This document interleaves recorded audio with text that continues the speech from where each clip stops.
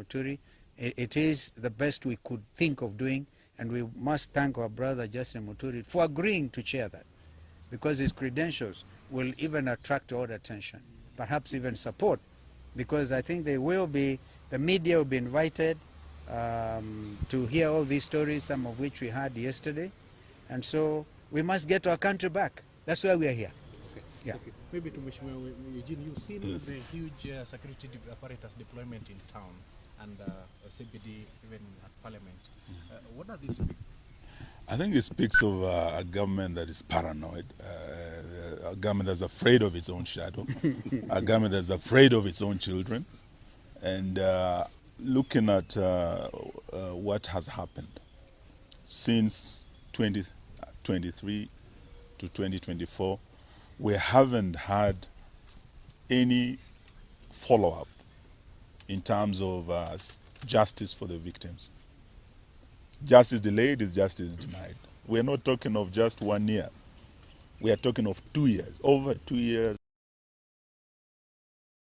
nothing.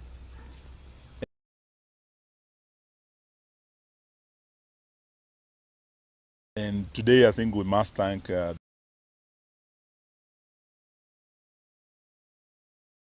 church for standing very, very strongly with the families.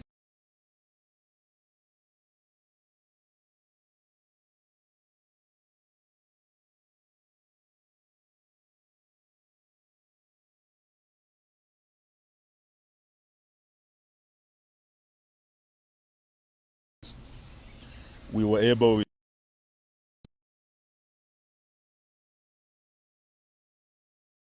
and we had all churches coming together, the evangelicals, and they all came together, and we prayed with the families and the victims of the Catholic Church 89 across the country in all the churches. This really is very comforting for the families. Looking at a system, a government that is very insensitive, that does not care or has no intention of rendering justice to the victims. So as the People's Opposition, I think today we are here to stand in solidarity with the families. Some of them were with us yesterday, some of them were with us for Mass this morning, and we have flowers. We want to march with these families just to Parliament across the road to lay these flowers at the gates of Parliament, where our slain heroes fell. That is why we're here today. And we're asking Ruto and his government, the least, you kill these children. They were unarmed. Today they are coming unarmed to commemorate, to remember their brothers, their sisters, their fallen colleagues. The least you can do is allow them to commemorate, allow the families to mourn. But for you to unleash the heavy security we are seeing here today, and the goons that we know have been mobilized and on their way to this town, is really adding in. Thank you. As our leaders have said, we are here to observe this day, the 25th of June, when we lost our children to police brutality. I think I just want to reiterate that this day is a very special day for Kenya. It's a day that the least that this government can do is step back and let Kenyans do what they want to do today, to mourn their children. It's very unfortunate that the government would want to dictate to parents, to brothers and sisters, how they will mourn their children. A government can never do that. Let parents come out, let brothers and sisters come out, let Kenyans come out and mourn our children, and we shall retreat back home. We'll have sent the message, we'll have honored these children who are our heroes. In Parliament, I'm here with my Deputy Minority Leader from the National Assembly. As members of Parliament, we shall go to Parliament and lay wreaths in commemoration of the children that were killed in Parliament. The least that the leadership, entire leadership of Parliament can do is to join all of us to go and lay those wreaths in honor of those children and in honor of the institution of Parliament. I thank you. All right. Maybe Minority Leader, the Parliament today is surrounded by Very interesting. Yeah, thank you. Raise the wire. You know, I'm a member of the House Business Committee of the National Assembly. And the last 3-4 weeks, every time we have our meetings, one of the agendas that comes up is that on the 25th of June this year, we shouldn't remember our fallen heroes. And it's surprising, as of today morning, they have allowed that as members of parliament we can go and lay our wreaths, but they have said that our leaders and the parents and the victims of police brutality, including some who are with us here that were abducted, are not allowed. And you know what surprises me is that this is a people's house. The House of Parliament is actually a house that should be visited by any citizen. Even State House can be visited by any citizen because that belongs to the country, to the people. So I am surprised because they have told us we can go alone. I don't know. I'm even wondering how I'll be feeling there laying flowers alone without the parents of the victims. But since they have said that is the case, that is what we'll do. But then I just want to say that the government needs to stop being paranoid.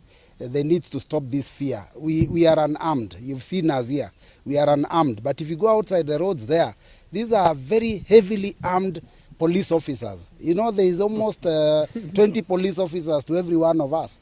But you will see them attempt to intimidate us. You will see them stop us from even going into parliament. They've cordoned off the city. They've told people not to drive into the city with their cars.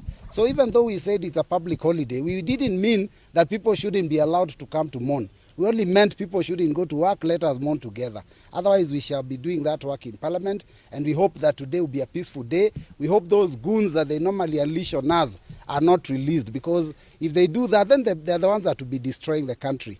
With those few remarks, thank you very much. What Yes. becomes of House business? What becomes of House business today? Because they sit in the House Business Committee. There was a direction from Speaker Wetangula that Interior CS Murkomen was to appear today and give a statement about Albert Ojwang. Is that still on? It's not on the, that has been cancelled. It's not in the order paper for today. I mean, even Parliament knows that it might not be business as usual. But I've heard the Interior CS has been walking the streets of Nairobi with Arungu himself, trying to intimidate Kenyans. I think those are the mistakes. They keep making mistake after mistake. He should just stay in his office, allow the police to keep peace. And by the way, they don't even need to be in riot gear. We are not coming to riot, we are just coming with flowers. I don't know whether anyone saw someone hit someone with a flower and hurt them. I think on behalf of the victims, we can have Kavuli represent the rest. So we've come today here to celebrate this special day for us as young people of this country. 25th is very special because that's when the young people, you know, changed the political landscape of this country. We want to say that the police should not be tear gassing people who are shooting us. We are very peaceful, as always we've been peaceful. We want to request the police to give us some time to celebrate in peace. As my leaders have said, we would like to go and lay flowers in Parliament, though we've seen that they put some wire meshes there. Maybe they want to electrocute us. We don't know. But we hope that police are going to restrain themselves from shooting or tear gassing peaceful protesters. I want to request all young people in the country to come in large numbers and air their views, march peacefully. As Robert has said, Parliament is a house of the people. We are allowed to go there anytime we want, so long as we are peaceful, so long as we won't cause violence. And so, to conclude, I want to ask William Ruto, the president, if he's not able to lead this country, he can simply resign. We have other people who can lead this country. He doesn't have to be the president anyway. And you can't lead people by force. So if he's not able to lead this country, he should just step aside.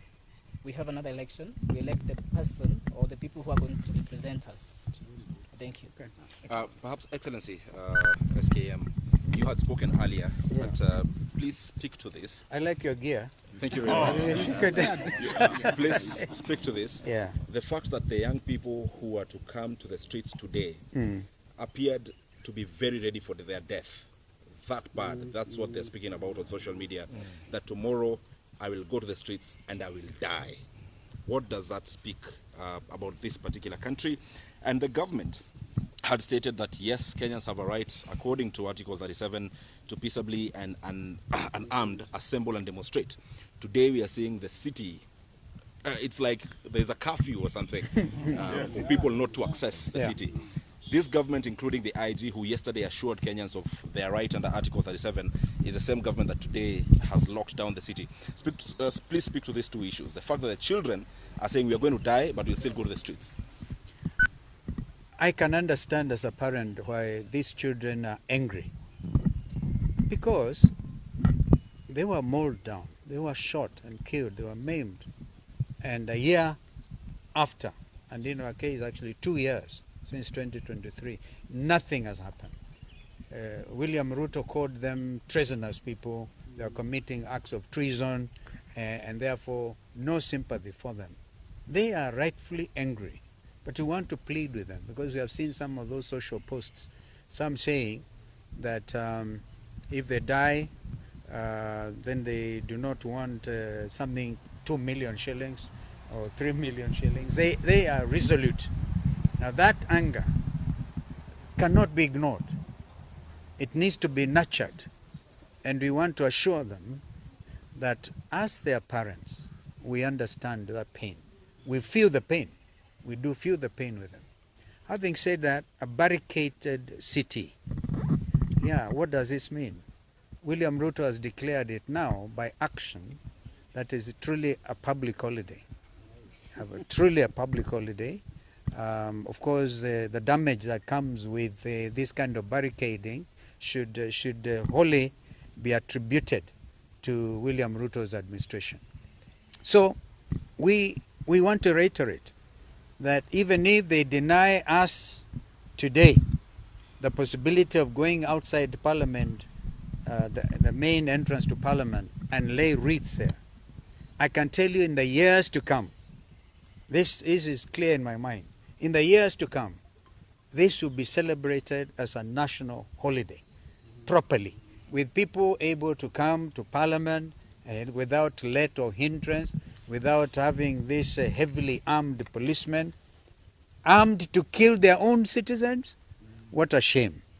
So Kenyans must remain bold, Kenyans must remain resolute, and so this is a very important day. In fact, one of the most important days since this country gained independence in 1963.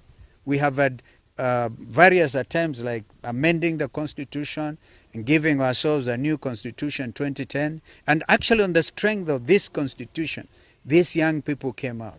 Under Article 1, what I'm wearing here is the only thing they were armed with was Article 1 of the constitution. They are very clear. They're very clear. We have here a document that will stand the test of time. And nobody, no William Ruto or Kanja or Sakaja can do anything about it. This is a new country. And therefore we must prepare it for the owners, the young Kenyans. As the leader of the united opposition, you repeatedly said that today will be a public holiday to join the young people. What was the plan? You've already mentioned laying of wreaths, which appears, or so far looks like, may not happen. But what did the opposition have in mind when you declared today a public holiday? Because of heavy remembrance. This is not the usual type of remembrance. In 2023, we are not even allowed to come to a church like this, and we really must thank the Catholic Church for their magnanimity and their sense of understanding. In fact, we understand that on the 29th, all the Catholic faithfuls and the Catholic Church, we had this from Bishops Anyolo and Muheria and others, will be commemorating this event. Therefore, it was out of a sense of duty and a sense of nationhood that we declared this a public holiday. We didn't want to gain cheap political mileage because we are not the type to do so.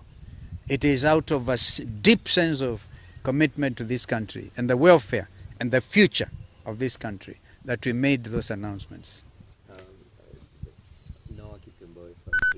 Yes, no. My question is sort of calling to order the political class. And I know we don't want to mention classes in this particular situation, but this issue of goons. It is an economic disparity question, and people taking advantage of that disparity and utilizing people against its own people. Call to order the political class in this issue of goons, please, sir. Goons. Goons. I'm told even the international community have actually accepted that terminology. In their very strongly worded statement yesterday, they have come out and called out because they are partners. Nobody, I've seen an attempt by chairman of a committee in parliament trying to say, oh, non-interference. When it comes to the issue, and here I speak to you as senior counsel and a leader in this country, when it comes to and a former foreign minister, I can tell you this. When it comes to the issue of human rights, they are universal. You cannot run to a corner there called Kenya and plead non-interference. You cannot even talk about Vienna Declaration, right? Because this is a matter that was canvassed seriously before the floor of the United Nations General Assembly and agreed that when it comes to the issue of human rights, particularly basic, and the beauty about our Constitution, 2010, is so strong on the issue of basic rights. That's why I saw somebody when we went to church with Mheshimiwa Eugene and the other friends there. A gentleman walked inside there carrying a poster. And he said, hawkers' rights are also human rights. Why shoot a dead and hawker? Why? Why shoot him? All right? We pray, still continue to pray for Kamau, that God will have mercy on that young man and the family. I listened to the cries of his mother, distraught. They are not able to talk to him.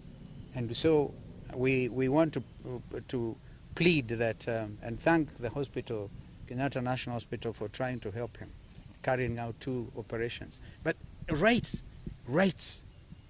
Even under Article 43, by the way, we are all socialized to Article 37, even what IG is able to quote, yeah, the right to peaceably and unarmed to demonstrate. You cannot change that.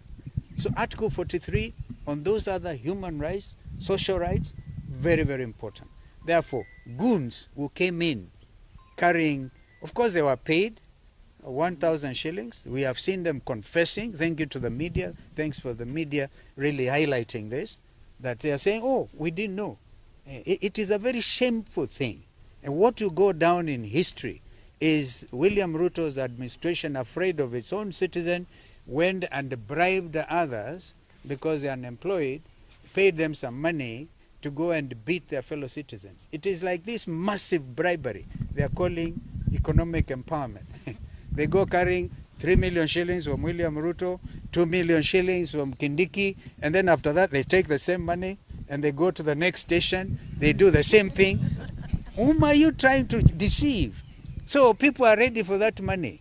As Rigiji likes to say, kulia hapo, don't even take it home. All right? Yeah, last question. Empowerment. So they call it empowerment. Kenyans are beyond that. So I think that our Gen Zs and others are able to see that, the millennials, Zenzote are able to tell these people, stop the jokes. These are serious jokes. Last question from me. And I think just before we leave the issue of goons, I think we want to ask William Ruto, you cannot take our police over 12,000 kilometers away to deal with goons, gangs of Haiti. Then you are back home, you actually sponsor goons against your own citizens. And you let your police walk with these goons on the streets of the capital of our country. Now, who is fooling who? I think we want to tell him that, you know, you are riding on the back of a tiger. Once you create these goons, no one is capable of controlling them. That's why Haiti is where it is today. Failed leadership that allowed goons on the streets to take the law into their own hands. It is like planting the wind, you will reap the whirlwind. If you plant the wind of goonism, Bwana Ruto, Bwana Sakaja, you are going to reap the whirlwind of anarchy. That is where Haiti is today.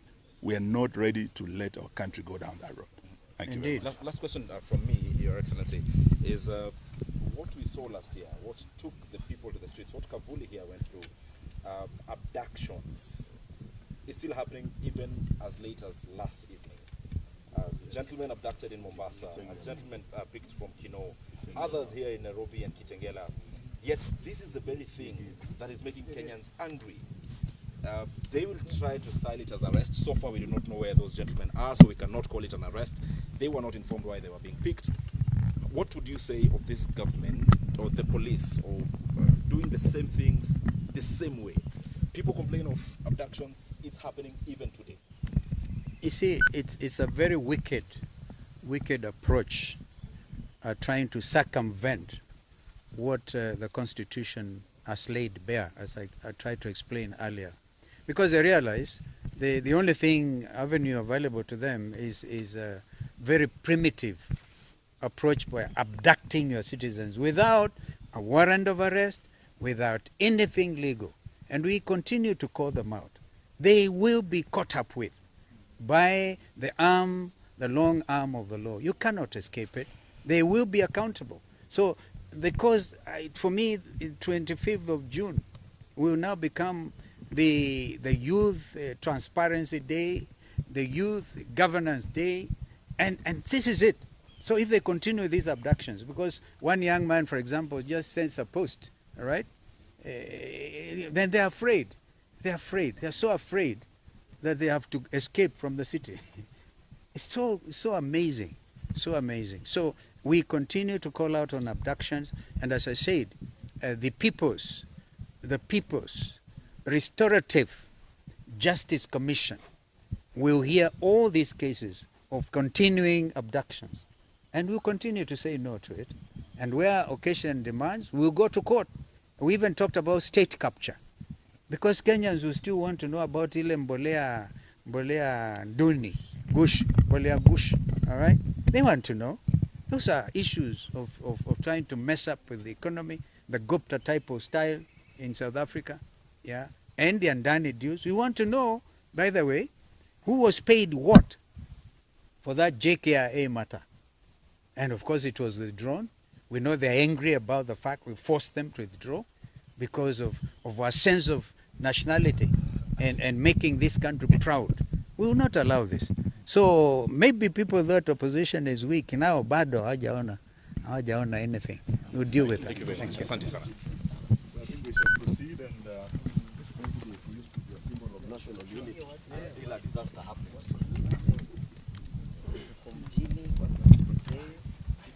Thank you. Large numbers, we are right in the middle of the city. We shall overcome our fear. Watu watokezee, wale wajafika mjini wafike mjini.